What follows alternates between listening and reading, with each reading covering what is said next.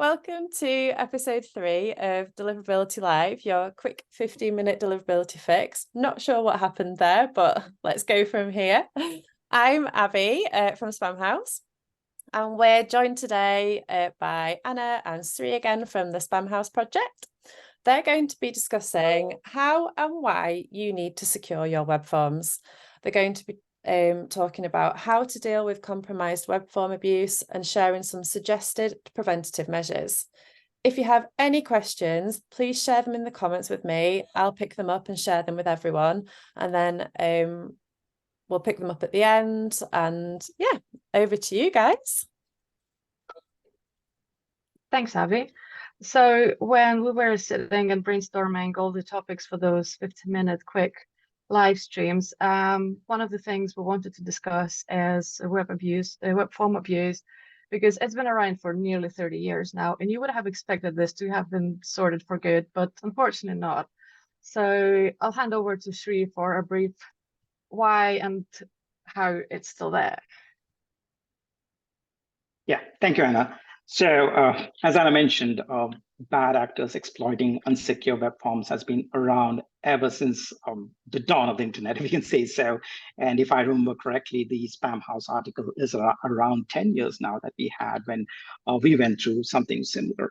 Now, before we go into securing web forms, let's try to understand the different types of forms. So of course, emails and web forms is the first thing that comes to our mind when we speak about web forms.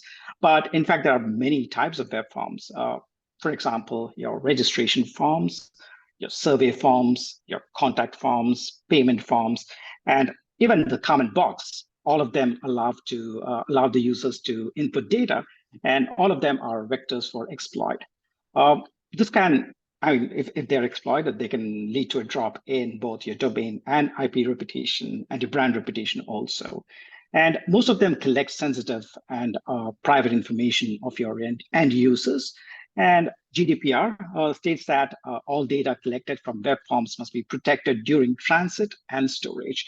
And similarly, there are other legislations around which are strict with how data is collected and stored. So why do we need to secure these web forms? The first list, and again, the obvious one which comes is list bombing, which we are very familiar. So compromised web forms and contact forms are one of the primary reasons for list bombing across the internet. And bad actors use bots to sign up for compromised users' account all the time. And we've heard many stories of users who have their mailboxes DDoSed due to an unsecure web form and the lack of a confirmed opt-in. And that can be a real trouble. So we keep speaking about confirmed opt-in as a gold standard for all signups, but we miss the part about how the sign-up form also needs to be secure. So only having a confirmed opt-in will not protect you from being a vector for list bombing. And also there are many list bombing attacks which are amplified due to confirmed opt-in. We recommend all senders to ensure that along with confirmed opt-in, they need to secure their web forms too. So we see a lot of mails and spam traps where the fields in the form are exploited and used to send spammy payload. And most of them do not recognize it unless there's a drop in IP or domain reputation. And the other things are proxies are a real problem nowadays too, and compromised web forms, if you look at it, were the earliest form of proxies. So there are other more technical attacks that I will not go deeper into, like say SQL injection attacks, JavaScript form, cross-site scripting attacks, WordPress exploits. Yeah, I can keep going. There are many. Of course, there's the ubiquitous PHP form compromises. We see a lot of malware being distributed through compromised PHP scripts. So yeah, so these are a few of the reasons why we need to have a secure web form. Now, to go a little more deeper into how to secure our web forms, I'll pass it on back to Anna. Yeah, she made really good points there. And apart from obviously this being related to mailing, also it affects the people who try to run their online shops or have some sort of websites that have either testimonials or comment sections or any other open way to communicate directly to the website owner that can be abused to paste some spammy links, some fake advertisement, and there are ways of securing this. So one of the straightforward ones, obviously, would be to introduce some sort of filtering in your forms that will not allow words as Viagra and other very typical spammy buzzwords. Also, by logging the amount of submissions made from a certain IP and maybe restricting that, because sometimes you will see the bots just submitting hundreds and thousands of submissions, and obviously this is not a real person doing this. And on top of that, make sure that the submission does not go directly on the website, because that's exactly what the spammers want, is to get their message across for people to see. So even if the buzzwords didn't work, make sure that whatever gets posted is moderated and does not go directly to the website.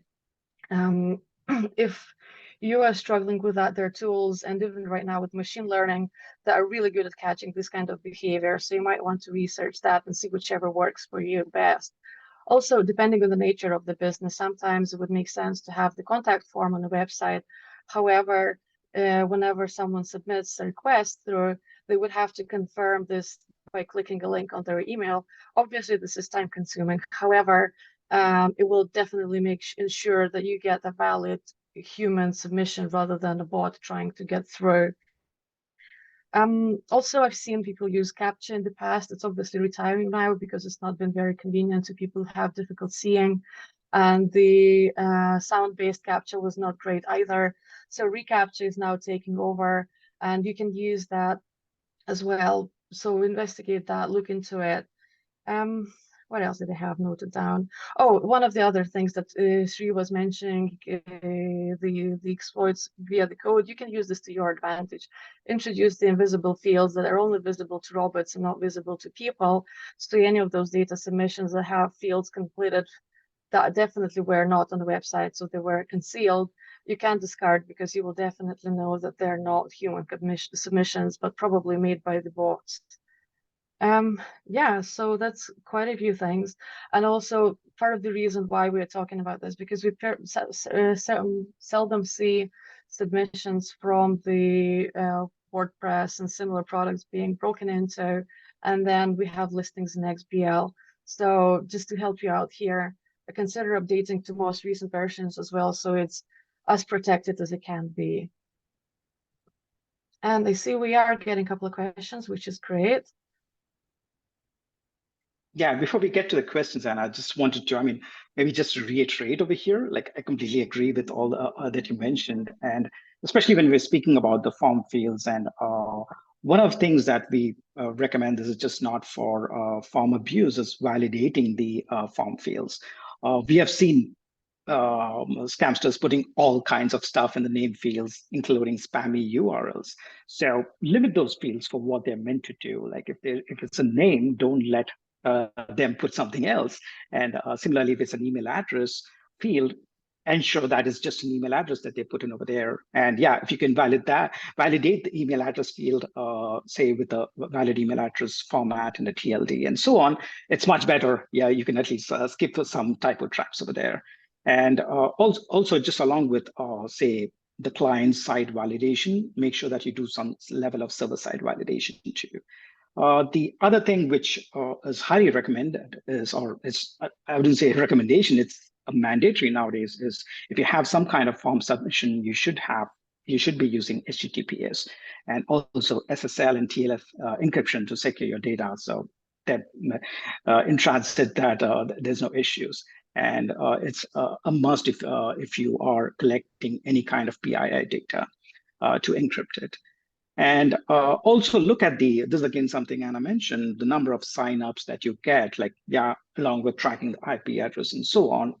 A very simple way to look at is the volume of signups that you get. And if you see a huge set of spikes in sign up, yeah, I think that's where you need to go ahead and check if it's being abused. And yeah, finally, I think though your higher management might say that the more the data, the merrier, just collect only data that is relevant and required. So do we have questions? Let me quickly catch up on that one.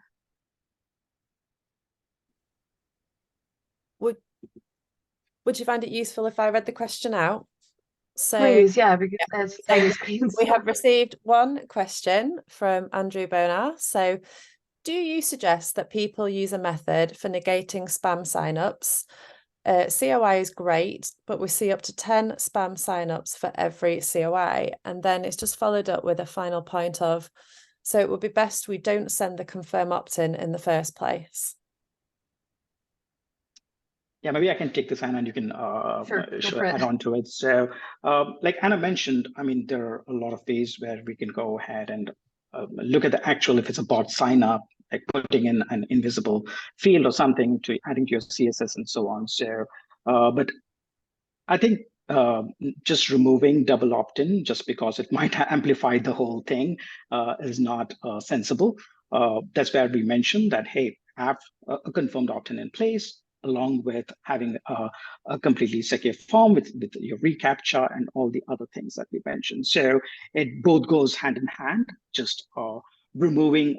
So I've seen cases where if you are a victim of one of these attacks, at least with, say, a confirmed opt-in, at the most you would get a 1 or 2 emails saying that, hey, please go ahead and sign up for the service. But if you are part of an email journey which does not have a confirmed opt-in, you never know. You're just going to be part of the journey forever. So yeah, removing confirmed opt-in might not be the best idea out there.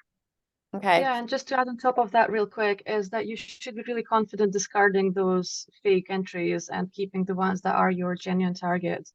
So again, refining what exactly forms you want filled in and which are the trap ones is quite important. I'm just going to squeeze in one more question. There's a few popping up now, so we may have to follow those up after the event. But if I just go with a question from Mohammed Zaman, would it help to focus on the user agent of where the traffic is coming from? Yeah, so again, it is definitely helpful to look at the user agent along with other data. So yeah, data in isolation might not help. So we need to look at the data which is available. But again, user agent alone might not be relevant because we know that can also be spoofed and forged. So yeah.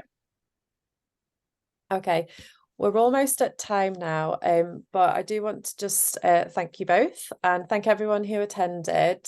If there are any questions left in the chat, we'll pick them up afterwards, and Sri and Anna will be on hand to answer those via the comments. I hope you found this session useful. Sorry again for the technical issues. We will resolve these one day. The recording will be available on the LinkedIn feed, on our LinkedIn feed afterwards, and also on YouTube.